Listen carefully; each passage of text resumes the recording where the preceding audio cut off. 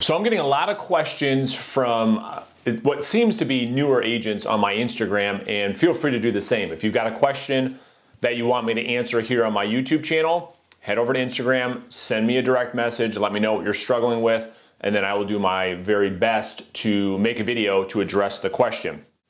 And I try to address questions here on YouTube regarding questions that I get quite often. And today is a question that I get quite often, which is from the agent who is on a team that's considering leaving that team. And the question is, well, should I leave the team or should I stay on the team?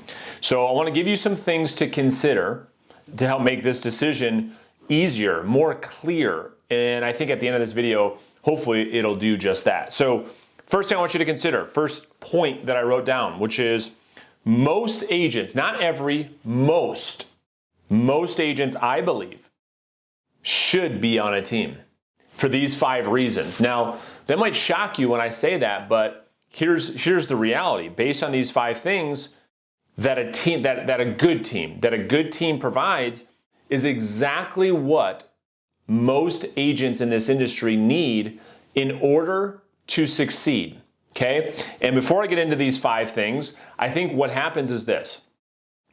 A new agent or an agent jumps on a team, a good team that provides these 5 things, they become ultra successful and they lose sight of why or how they became successful. And, you know, honestly, their ego starts to kind of take over a little bit to say, well, I don't need to be on this team anymore. I don't need to be giving up maybe, you know, so much of my commission. I can go do this thing on my own. Well, if that's true, congratulations. But for most, it's just not the reality. And so here are the 5 criterias or the 5 reasons why I think most agents should stay on a team. And then we'll talk about whether or not you should leave. Number 1 I wrote is structure in an industry that has no structure. You see, if you're on a really good high performance sales team here in the real estate industry, they're going to provide you a great daily, weekly, monthly, annual structure to your business. In an environment or in an industry that provides very little to no structure, right? Being independent contractors, we come out of corporate America, we leave a job where we've got a structure. And on that structure, we know exactly what to do. Then we become an independent contractor, and then we start to just do what we feel like doing. And for most of us, it is the reason that causes us to fail. Number 2, I put accountability, listen closely, accountability around income producing activities and ultimately forcing you to succeed. If you're on a great high performing sales team, that team leader or someone running the team should be holding you accountable to the actual activities that lead to you making money, which is what you want, right? And so on a team, you get that. If you're on your own, it's up for debate. It's up for question. For most real estate agents, they need the accountability because any human, I'm not talking bad about this segment of people, it's all humans. All humans do much better, perform at a much higher level when they know they're being held accountable, when they know people are watching, when they're being tracked, when all of those reasons is why people perform at a higher level in a world where they have personal accountability, personal coaching, or anybody that's really looking after them. Humans will always do more when people are watching versus when they're not. Reason number 3, lead generation. A good team is going to provide a great lead generation platform so that you as the agent don't need to worry about, hey, where's my next deal coming from? There's a lead generation model that you can count on that produces consistent results and consistent income for you and your family. Reason number 4, administrative support. So a great team, when you put a buyer or a seller under contract, you've got an administrative team, a listing manager, a closing coordinator, a transaction coordinator that can help you process that deal from start to finish, giving your client a higher level of service, more attention so you can keep building your business and your current clients get a great experience. On a great team, you can get a great administrative staff to help you with that. And then lastly, number 5 if you're on a great team, you're going to get a lot more support. You're going to get a lot more training. You're going to get a lot more coaching. You're going to get a lot more, you're going to get your hand held from a closer perspective versus if you were just in a big brokerage on your own, you may feel as though you're on an island. So those are the 5 reasons why I think most agents should be on a team, certainly start on a team, maybe stay on a team for their whole career.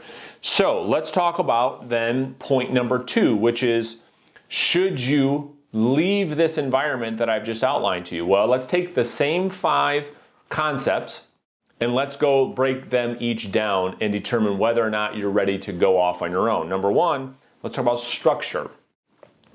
So if you leave the team, you leave the daily structure, you leave the weekly structure, you leave all of that, you end up maybe getting an office at the brokerage you're at, or maybe even worse yet, you end up working at home. Are you going to have a daily structure or an environment that produces productivity? Now, if we're being honest, for most of you, that's a massive, massive risk. If you take yourself out of an environment, out of a structure where other people are doing the work every day, showing up on time, they've got a structure to their day, they've got planned meetings, they've got planned training sessions, planned coaching, planned role play sessions, they're being held accountable, and you leave that environment to go off on your own, to go work in your underwear in your basement, it's pretty scary. I mean, you got to answer that question. Will you be able to reproduce that same structure on your own? Number 2, the biggest one is, and I'm even going to highlight it on my notes, is accountability. If you're on your own, we just talked about the value of accountability. I've made other videos around what your relationship with accountability should be, what it probably is now, and the disconnect. And the disconnect being that as most of us run away from accountability, that decreases productivity, and then the higher producers, the top income producers, to this day I am still in coaching and accountability, and the higher levels of accountability you have in your life, the greater results you produce. It's a very simple concept that I think most of us have a very difficult time accepting. So if you leave the team atmosphere, and you're being held accountable around the daily activities that lead to income, and you go off on your own, are you going to have the self-accountability that you need to continue those efforts that you have on the team? Because let's face it, for most agents, the reason why they're winning isn't, and I'm not taking anything away from anybody, but the reason they're succeeding are because of points 1 and 2 on the team that they don't get on their own. Reason number 3, or I guess the third thing for you to consider is lead generation, prospecting for new business. Where are you going to get your business from? If you leave the team, do you have a plan? Have you been able to prove to yourself, maybe while you were on the team, that you can go out there and self-generate? You can do what is necessary for you to generate the type of business on your own to hit the goals you've set financially. That's a question you've got to answer. Number 4, administrative support. So if you leave the team, are you in a position financially to have administrative support? Hiring a transaction coordinator, an executive assistant, a closing coordinator, or are you going to have to do it all on your own? Because the thing you should consider is, if the answer is, no, Brandon, I got to do it on my own, you should anticipate your production going down because you're losing the leverage. You write a deal, and then like most agents, they stop prospecting, which is what got them the deal, and then they spend time babysitting that file, babysitting that transaction for the next 30, 45, 60 days until hopefully it closes. They don't spend any time generating new business that entire time, and they ride the roller coaster. You got to ask yourself that question. And then number 5, what type of coaching, what type of mentorship are you going to be getting on your own? Which then leads me to my third point for today's video. If you decide that through points 1 through 4, you're in a good position to leave the team, you feel good about that decision, I believe that every solo agent, including yourself, should be in coaching. Now, this is not a sales pitch for you to sign up for coaching with me, but you should consider hiring a coach, whether that be me or somebody else, right? Here's why. a great coach and a great coaching platform is going to provide, listen close, this is why this may make a lot of sense to a lot of you. Coaching, if you look at it through this lens, you might say, holy crap, I never thought about it this way. Coaching provides everything that a team provides, I believe, if you have a good coach, at even a higher level. And here's the thing, you probably will save money. So if you get into one-on-one coaching with my team or myself or in our group coaching, you're going to get the things you would get on a team, but you get to keep all the commission. And for the investment into coaching, you save a lot of money. And for what we see for a lot of top earners, you'll see this for yourself, they're all in coaching. They're all in coaching.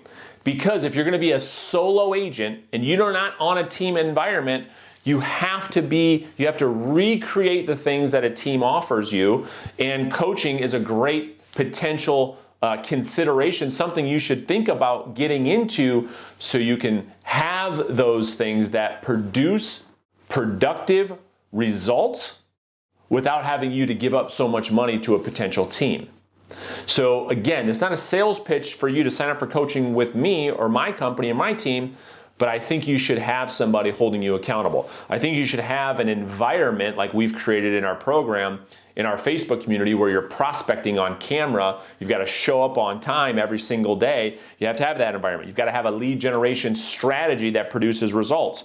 You've got to have a system for customer service. And then you have to have a system of accountability to ensure you do the things that lead you to the goals that you've set. Very simple concept. So I'm going to put a link beneath this video. If you want to talk to us about potentially getting into coaching with me and my team, that'd be great. I'll put a link below. You can talk to us, learn about how it all works. You decide if it makes sense for you now or not. Either way, no big deal. But hopefully today, the video today gave you some things to think about before you make this decision as to whether or not you're going to stay in the team, join a team, leave a team, get into coaching. Just give you a different framework. And those 5 things that I covered in today's video are the things that lead you to results. You got to answer those hard questions for yourself. So thank you guys so much for watching. We'll see you in another video very soon. If you have any questions, use the comments beneath this video and I will get back to you as soon as I possibly can. We'll see you guys next time.